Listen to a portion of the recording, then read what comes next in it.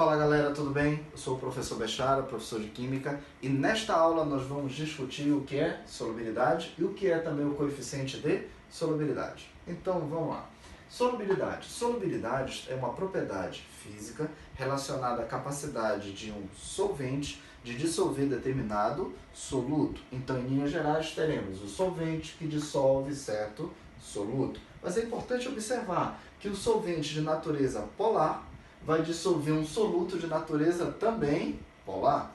E um solvente de natureza apolar vai dissolver um soluto de natureza também apolar. Então tem a regra geral de solubilidade, né, gente? Vamos lá, semelhante, dissolve, semelhante. Solvente polar, soluto também polar. Se o solvente for apolar, o soluto também tem que ser apolar. E a quantidade máxima que um determinado soluto, que a quantidade de certo soluto para ser dissolvido em certa massa de solvente, nós vamos dar o nome de coeficiente de solubilidade, ou simplesmente CS, quantidade máxima que pode ser dissolvida. Olha esse caso aqui.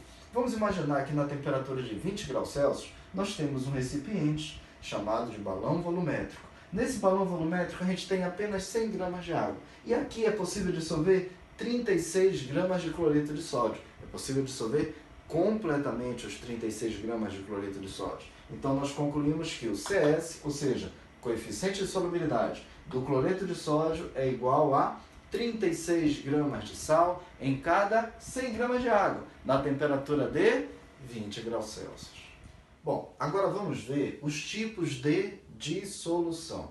Bom, nós vamos partir a uma análise gráfica. A dissolução pode absorver energia térmica ou pode liberar energia térmica. Quando o soluto é dissolvido no solvente, pode haver liberação de calor ou pode haver absorção de calor. Então vamos lá. A dissolução pode ser do tipo endotérmica ou a dissolução pode ser do tipo exotérmica. Só um lembrete, essa palavra aqui eu posso usar a pronúncia exotérmica ou exotérmica. As duas pronúncias estão legais. Então vamos lá. Dissolução endotérmica. Com o aumento da temperatura, aumenta a solubilidade. Você vai perceber que no gráfico nós temos uma curva ascendente, caracterizando que quanto maior a temperatura, maior a solubilidade. Isso é dissolução endotérmica. E a dissolução exotérmica vai ser o oposto, ou seja, quanto maior a temperatura, menor a solubilidade. E a curva vai ser descendente. Fechando o raciocínio, aumentou a temperatura, aumentou a solubilidade, dissolução endotérmica. Aumentou a temperatura, a solubilidade caiu, a dissolução só pode ser exotérmica. E como é que fica a classificação das soluções quanto ao grau de saturação? Vamos lá? Bora entender isso? Quer dizer que quando eu coloco uma certa quantidade de soluto em certa quantidade de solvente, eu posso dissolver completamente o soluto ou não. Vamos analisar cada um dos casos. Olha só, o primeiro é solução insaturada. É quando a gente dissolve uma quantidade de soluto inferior ao limite máximo. Como é o nome desse limite máximo que eu já esqueci? Muito bem, coeficiente de solubilidade. Vamos olhar esses dados aqui? O coeficiente de solubilidade do cloreto de sódio é de 36 gramas para cada 100 gramas de água na temperatura de 20 graus Celsius. Bacana, legal. Mas se a temperatura subir para 50 graus Celsius, o coeficiente de solubilidade também sobe. Vai de 36 para 37 gramas de sal em cada 100 gramas de água, indicando para a gente que essa dissolução é do tipo endotérmica. Show! Então, quando a gente for analisar o gráfico, nós teremos uma curva ascendente. Mas vamos ver esse caso bem aqui. Imagina que nós estamos na temperatura de 20 graus Celsius. No balão volumétrico, nós temos 100 gramas de água. Beleza, né? Tranquilo. E aqui nós vamos colocar apenas 30 gramas de sal. Qual é o limite máximo? Me ajuda? Vamos lá. 36 gramas. Aqui tem menos do que 36, ou seja, vai ser possível dissolver completamente essa massa. Logo, a solução não atinge o limite máximo. A gente vai classificá-la como solução insaturada. Na análise gráfica, bom, eu tenho a curva de solubilidade, que seria o coeficiente, seria o limite máximo. Se a quantidade dissolvida está inferior ao máximo, você vai indicar a solução abaixo da curva e vai classificá-la como solução insaturada.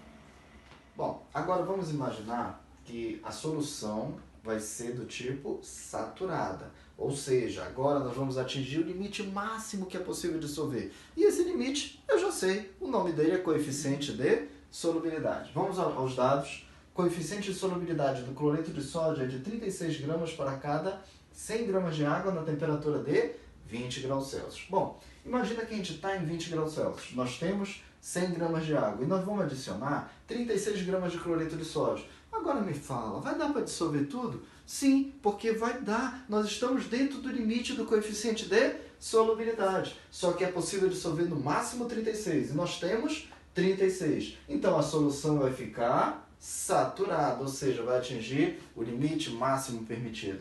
Na hora da análise gráfica, eu já sei que a dissolução é endotérmica, a curva é ascendente, mas esta solução não apareceria abaixo da curva, apareceria exatamente na curva de solubilidade.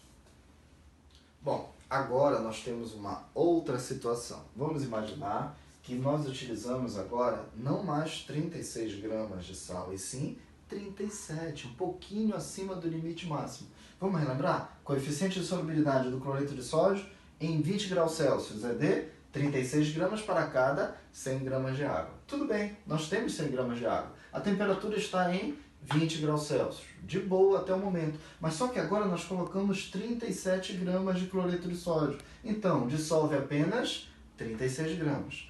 1 grama vai para o fundo do recipiente e não se dissolve. Essa massa que vai no fundo do recipiente nós vamos chamar de corpo de fundo. Então, a nossa solução agora vai ser classificada como uma solução saturada que atingiu o limite máximo de 36 gramas, mas houve a formação de um corpo de fundo.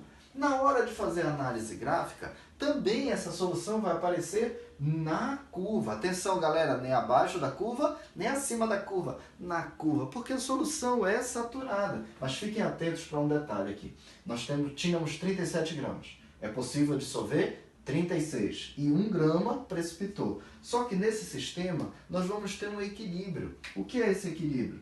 Uma certa quantidade dentro desse 1 grama que está precipitado vai se dissolver. Uma outra certa quantidade, na mesma proporção, que de massa dissolvida vai precipitar. Então nesse sistema nós sempre teremos um equilíbrio em massa precipitada que se dissolve e uma certa quantidade igual de massa dissolvida que precipita. Nesse sistema de solução saturada com corpo de fundo, o nosso sistema vai apresentar sempre um equilíbrio de dissolução. Bom, agora nós vamos imaginar um outro cenário, uma outra situação. Vamos pensar que a gente tinha inicialmente a temperatura de 20 graus Celsius. Nós tínhamos 36 gramas de massa dissolvida e 1 grama de massa precipitada. Legal, de boa. Aqui era uma solução do tipo saturada com corpo de fundo. Mas olha o que a gente vai fazer. Nós vamos submeter um aquecimento. Então, quando aumenta a temperatura, aumenta também a solubilidade. Nós vamos sair de 20 graus Celsius até 50 graus Celsius. Caraca, em 50 graus Celsius dá para dissolver 37 gramas. Então aquela massa precipitada vai ser dissolvida. E a solução agora se tornou saturada. Antes era saturada com corpo de fundo em 20 graus Celsius. Em 50 graus Celsius a gente dissolveu tudo e agora a solução é do tipo saturada. Porém, nós vamos fazer um lento resfriamento e em repouso. Ou seja, nós vamos deixar o recipiente tipo sobremesa. E a gente vai deixar o recipiente em repouso e a temperatura vai diminuindo gradativamente. Quando a temperatura cair de 50 para 20 graus Celsius, incrível, galera, não vai rolar precipitado. A massa vai ficar totalmente dissolvida. Mas peraí, Bechara, como é que pode isso? O limite máximo em 20 graus Celsius é de 36. E aqui tem 37. E dissolveu. Eu sei. Só que isso só foi possível porque a solução passou por um lento resfriamento e em repouso. Só que agora a gente conseguiu dissolver mais do que o limite máximo. Então a solução vai ser classificada como super saturada. A gente dissolveu mais do que o máximo permitido. Só que tem um detalhe, essa solução é altamente instável. Se alguém mexer o recipiente, aquela massa excedente de 1 grama precipita. Se eu colocar um bastão de vidro aqui dentro do frasco e mexer, 1 grama precipita. Se eu pegar uma pitada do soluto e colocar aqui uma pitada mais 1 grama, vão precipitar. Esta solução, que é do tipo supersaturada, obtida pelo aquecimento e depois lento resfriamento em repouso, é uma solução altamente instável, altamente instável, e na hora de ser indicada no gráfico, ela não vai ficar nem abaixo da curva, nem na curva, vai ficar acima da curva. Ou seja, fechando o raciocínio, abaixo do coeficiente de solubilidade, solução insaturada. No coeficiente, solução saturada e também saturada com corpo de fundo. E acima, nós teríamos uma solução supersaturada, que é a solução instável de todos os nossos sistemas.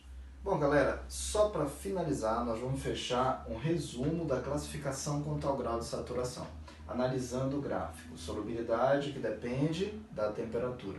Se você encontrar qualquer solução em que o valor dissolvido esteja abaixo da curva, a gente classifica como solução insaturada, ou seja, a quantidade dissolvida está aquém do coeficiente de solubilidade. Se a gente encontrar uma solução que tem exatamente o valor máximo dissolvido, a gente vai classificar como solução saturada. Ela vai ser indicada na curva e o valor dissolvido é exatamente igual ao coeficiente de solubilidade. Aqui vão aparecer soluções saturadas e soluções saturadas com corpo de fundo. E se a gente conseguir, por meio de aquecimento e depois um lento resfriamento em repouso, conseguir obter uma solução do tipo supersaturada, nós vamos ter uma massa dissolvida além do coeficiente de solubilidade. E a indicação dela vai ficar, no gráfico, vai ficar acima da curva de solubilidade. Lembrando que aqui nós temos a região de instabilidade. Ou seja, as soluções supersaturadas são as únicas que são instáveis. Lembrando, aqui é uma curva de solubilidade do tipo endotérmica. Se a curva fosse exotérmica, seria uma curva descendente, mas o raciocínio seria o mesmo. Ou seja, quaisquer indicações abaixo da curva, soluções insaturadas. Na curva, saturadas e acima, supersaturadas. É isso aí, galera. A gente se encontra no próximo assunto. Um grande abraço.